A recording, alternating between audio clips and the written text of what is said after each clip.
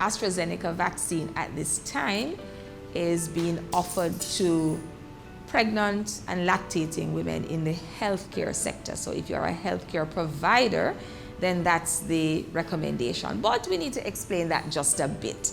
So in clinical trials, pregnant women as well as children are not usually looked at all.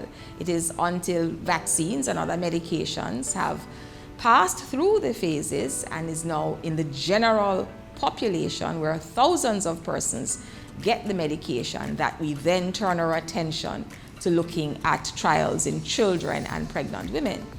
So we don't have a lot of data, but what we do know is the characteristics of this vaccine that we're talking about.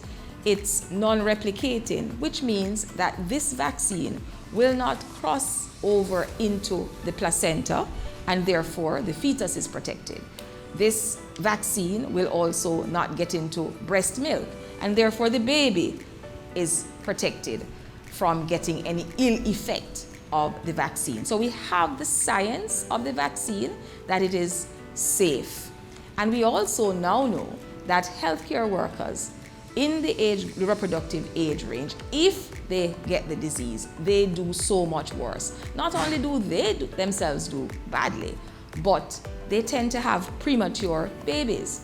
So when you look at that risk benefit, then the risk of getting the vaccine, because it is safe, we know it's not getting into the placenta, not going into breast milk, and we look at the impact of the disease on these very exposed persons, then we adhere to the recommendation of the Strategic Advisory Group that healthcare workers should be offered.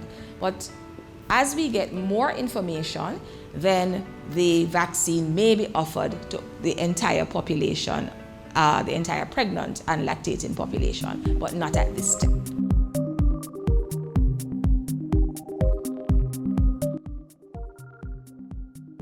The issue of mentally ill persons has been very high on our agenda, as not just mentally ill, but also the homeless. So we have been making contact with the agencies who know where these people are and who they trust, because there's a trust issue here.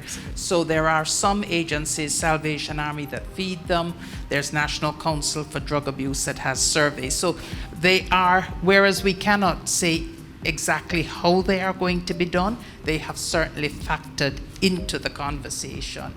And the issue of seniors who are unable for various reasons, and there's two groups. There's those that are physically impaired, and there are also those that are mentally impaired that would be very disruptive staying within a center. And we have given consideration, so persons will stay in a car and somebody will go out to them. But you see, we have to do the observation, we have to do all of the other things that everybody has spoken to. But yes, so these things are being taken into consideration as we seek to vaccinate.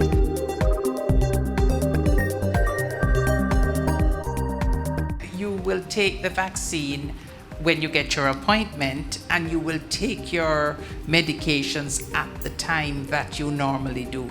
Most people take it in the morning, certainly after breakfast or something, but you do have people that take it in the evening. So stick to your regular regime for your medications and keep your appointment for your vaccine. You can take it at any time, but there's another concern with older population. A lot of the medications, especially the hypertensive medications, send you to the bathroom. And a lot of older people do not take their medication when they're going out, whether it's to the health center and to get a vaccine. It will be okay if you don't take your medication because that's your normal practice, because you don't want to get caught on the bus or something. But take it as you would when you come home.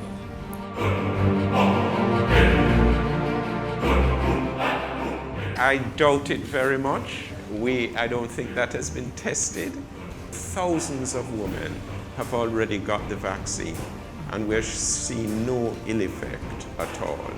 And we are confident that over time, as we get more experience, because some women who have got the vaccine are now pregnant, and they're being followed, we are confident that the vaccine will probably be safe, even among pregnant women as well.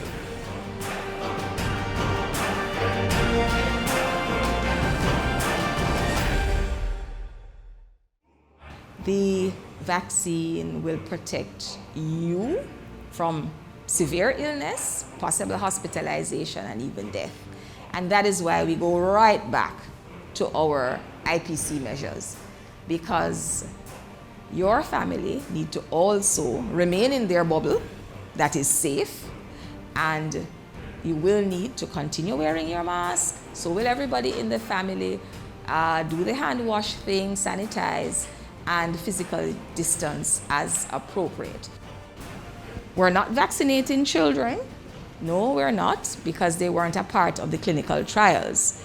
So as we vaccinate older persons with comorbid conditions, we have to continue to preach the message to our children, to our younger persons. We've got to wear our masks, we've got to do the hand wash, and we've got to physically distance until we have vaccinated enough persons in the population so that we have attained herd immunity.